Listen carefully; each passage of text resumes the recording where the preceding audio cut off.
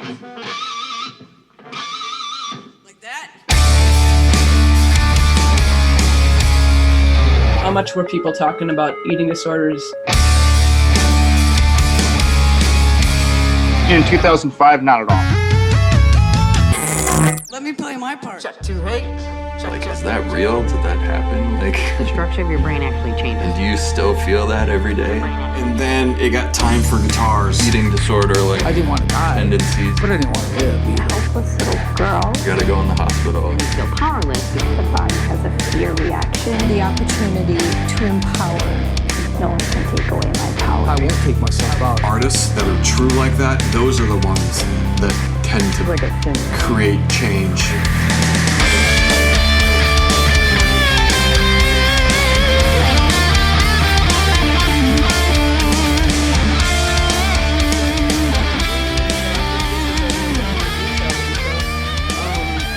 So I'm curious to know, like, what made you want to sit down and hang out with the foundation for an hour, and, you know, how much do you know about what we do and stuff like that? I think you follow us online, but I don't know how much, you know, how closely.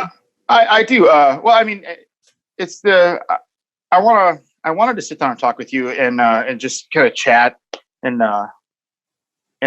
learn more about it myself. Oh, cool. And but at the same time, like, I mean, Kelly was a good friend. We got to work together in the studio a couple times, and I always enjoyed talking with her. I always liked the music that she was putting together. She always had such, you know, I don't want to say radical ideas, but her music was always so aggressive and so cool. So I always thought of her as somebody who I always liked working with when I could. And sometimes it would work out, and sometimes it wouldn't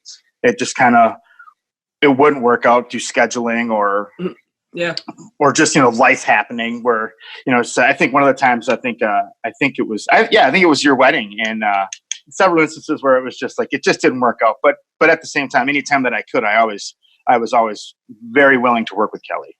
That's funny that you mentioned the wedding because, you know, 90% of her friends are musicians.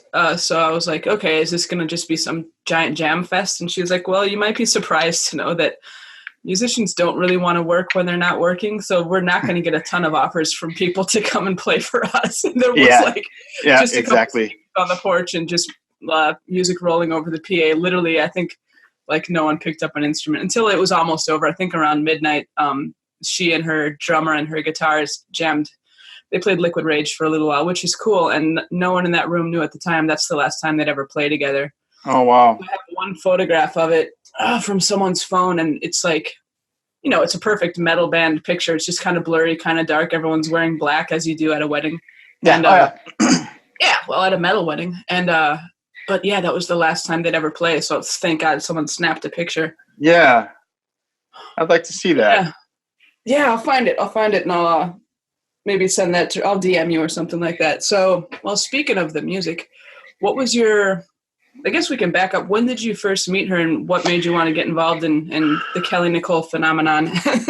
I met her through Fluff. I just kind of called Fluff, and because I was kind of in between certain projects, and I was like, hey, if you have any recording stuff that needs to get done, let me know. And if you know any artists that are looking to do anything, I'm kind of in between projects and blah, blah, blah. But then it just kind of came down. Fluff called me back and said, yeah, my friend Kelly is going to be recording some songs, and they need somebody to put drums on it. So I said, absolutely. And they sent me the music. And then when I finally heard it, I was even more stoked about it.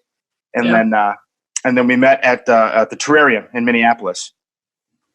And then just kind of hit it off from there. And that, I want to say that was 2005, 2006. Yeah, that was a while ago. Okay, cool. Yeah, so on the final album, just so that, you know, the fans are aware, like, what does Derek have to do with the Kelly Nicole Foundation? Well, he's on the record. You're on Hate Becoming, not the title track, but as far as I know from when we tried to remember everything and put the liner notes together, obviously a lot of it was before my time because I met her in 2012. Sure. But you're on Breaking the Skin and Needing More. So, like, Breaking the Skin's, like, you know, maybe her favorite song as far as if anyone ever came over to the studio and she was helping them as a producer and they asked to hear her stuff, she always played Breaking the Skin. So I think it might have been her favorite song. Oh, wow. So it's I did really not know that. That's awesome. Well, something else you didn't know, something kind of cool is, so on this podcast, that's going to be the music, the background music during the intro segment, is actually breaking the skin. So you're just leading into yourself now. Oh, great. Yeah. Your own drumming just led into your own interview. So it's Derek all around today, which is perfect.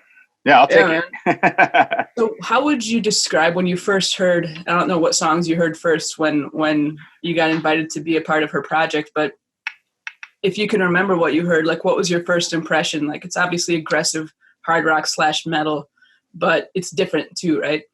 Oh yeah, absolutely. Well, the thing I liked about it is that it had its own unique kind of style to it, and it was more of a technical based music along with more technological based music, where it had a lot more synth sounds to it, and it had a lot more.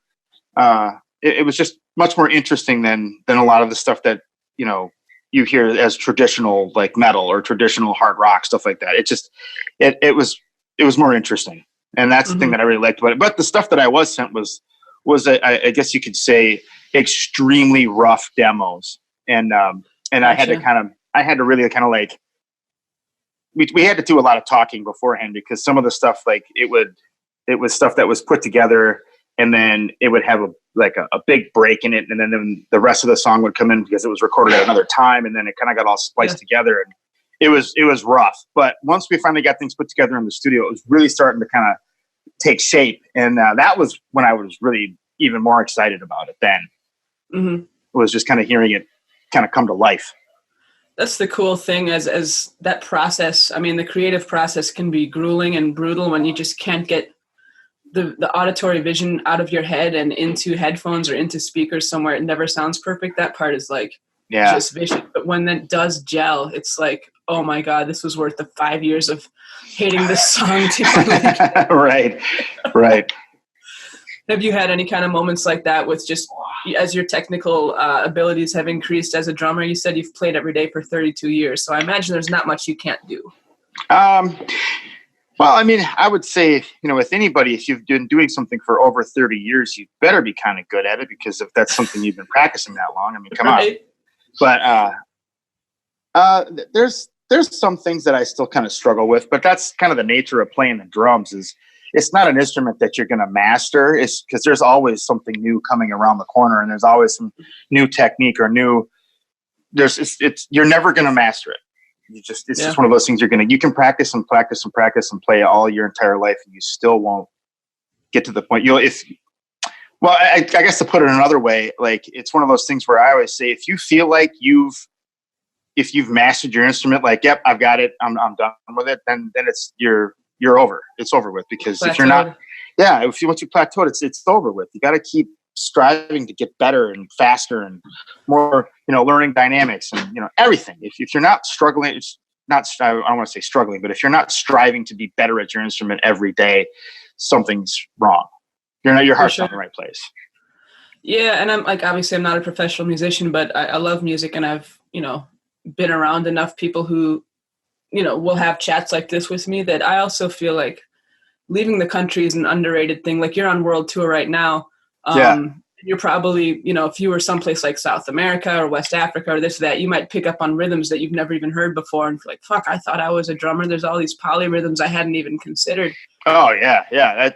That's one of the really fun things about just playing drums, period, is that, at certain points of your career, you're going to find out that, drums are the oldest instrument on the planet, and it's been around forever. And there's a lot of stuff out there that isn't even put to actual like written music, because there isn't written music for it. It's just passed on by word of mouth. Like a lot of stuff in South America and like West Africa and East Africa, places like that have had, drums and dance for thousands of years.